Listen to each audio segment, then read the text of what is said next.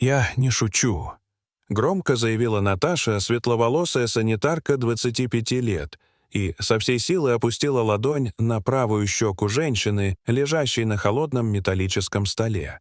От звонкого хлопка кто-то ахнул, кто-то выронил инструменты.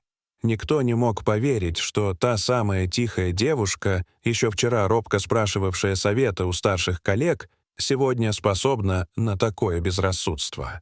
«Ты что творишь?» — воскликнул Алексей, ассистент патолога-анатома.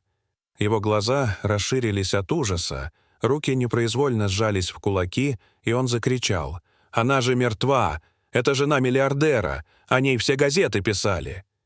Повисла гнетущая тишина. Было слышно, как капли воды падали из-под плохо закрытого крана. Сердце Наташи бешено колотилось, ей казалось, оно выскочит из груди. Она посмотрела на тело и вдруг отпрянула. Ей показалось, что веки женщины дрогнули. Или ей померещилось? «Простите, я...» — начала Наташа, сама не понимая, что только что сделала. «Я не знаю, что на меня нашло...»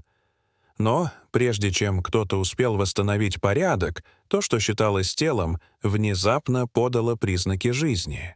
Сначала слабо дрогнула рука, затем последовал хриплый вдох, и в следующую секунду женщина распахнула глаза. На ее лице отразились ужас и боль. Она пыталась крикнуть, но не могла. Несколько человек в ужасе отпрянули от стола, кто-то снова уронил инструменты. «Боже, она жива!» — прошептала одна из медсестер. Людмила, чья работа заключалась в помощи при вскрытии и поддержании порядка в патолого-анатомическом отделении. Наташа, не в силах вымолвить ни слова, схватилась за ближайшую каталку. Ее руки дрожали. Она вспомнила, как вчера принимала документы на поступление этой женщины, Ирины Вадимовны, жены известного бизнесмена Антона Головина. По бумагам Ирина была мертва уже сутки. Наташа сама помогала готовить тело к первичному осмотру. Причина смерти на тот момент еще не была официально объявлена. Пожилой патологоанатом Дмитрий Константинович, обычно хладнокровный, пришел в себя первым. «Люда, вызывай реанимацию! Срочно!» — закричал он. Голос его сорвался на визг. Ирина снова шевельнулась и прошептала: «Где я? Мне холодно. Выпустите». Наташа тут же подскочила к ней. «Все хорошо. Мы сейчас все сделаем», — прошептала она, стараясь говорить как можно ласковее. «Принесите кто-нибудь одеяло». Медсестры бросились выполнять приказ, испуганно косясь на Наташу. Именно она ударила тело, которое, согласно документам, было мертво. В этот момент Людмила громко сообщила: «Уже вызываю реанимацию». «Наташа!» — прохрипела Ирина, судорожно хватая санитарку за руку. «Не бросай меня!» Наташа вздрогнула. Как она могла ее знать? Она вспомнила, что при поступлении тела ее что-то насторожило. Слишком аккуратный макияж, легкое тепло кожи. Но по документам все было в порядке. Биологическая смерть, подтвержденная врачами, оформленные бумаги, сотрудники, представившиеся полицейскими. Пока врачи метались по отделению, кто-то сообщил о происходящем в администрацию, службе безопасности и, вероятно, в прессу. В морг ворвался охранник Сергей, крупный мужчина лет 40. «Что за черт?» — воскликнул он. «Мне сказали, что здесь ожил труп. Это шутка!» «Никто не шутит», — сквозь зубы процедил Алексей. «Ирина Вадимовна жива. Видимо, она была в каком-то анабиозе. Я сам не понимаю». Пока реаниматологи подключали Ирину к аппаратуре, давление было крайне низким, пульс едва уловим. Один из врачей воскликнул: «Метаболизм слишком медленный, почти как в искусственной коме, но она действительно жива». Вскоре в помещение вошел высокий худощавый следователь Роман Викторович Волошин и его помощник, суровый оперативник по фамилии Савельев. Информация о сенсации быстро просочилась вверх. «Что у вас здесь происходит?» — сухо спросил Волошин, оглядев всех взглядом, полным подозрения. «Мы сами в шоке», — откликнулся Алексей. «Скорая уже работает с ней. Мы пока понятия не имеем, как такое могло произойти». «Кто ударил ее?» — спросил следователь, уже зная ответ, и подошел к Наташе. «Ваше имя?»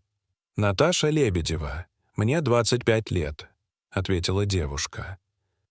«Расскажите коротко, без эмоций, что произошло». Наташа, бледная, как стена, начала рассказ. Волошин молча слушал, изредка делая пометки. «Вы понимаете, что могли быть обвинены в насилии над телом?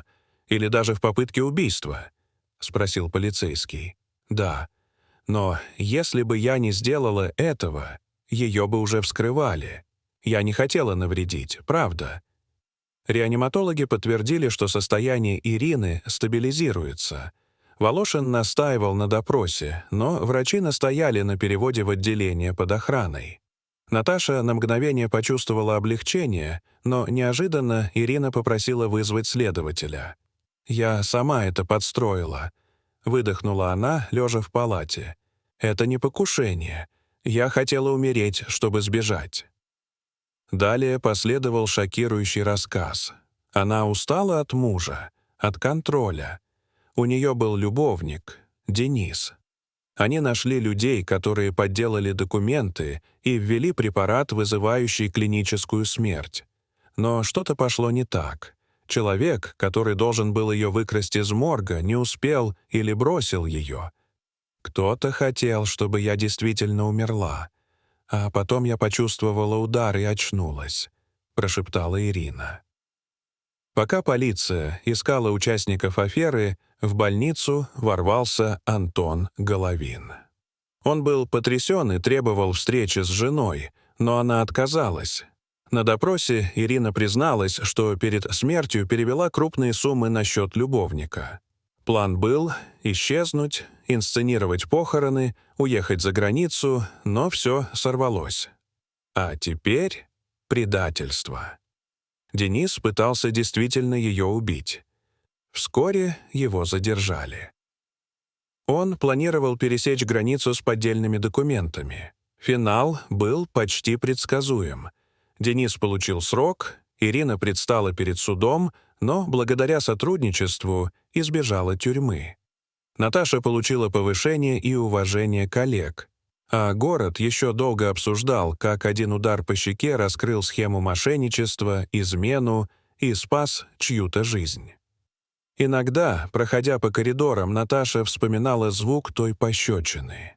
Звонкий, страшный, судьбоносный. С этого началась новая жизнь для нее и многих других. Дорогие зрители, что вы думаете об этой истории? Расскажите, пожалуйста, в комментариях. А если вам понравилось это видео, то ставьте лайк и подписывайтесь на наш канал. До свидания.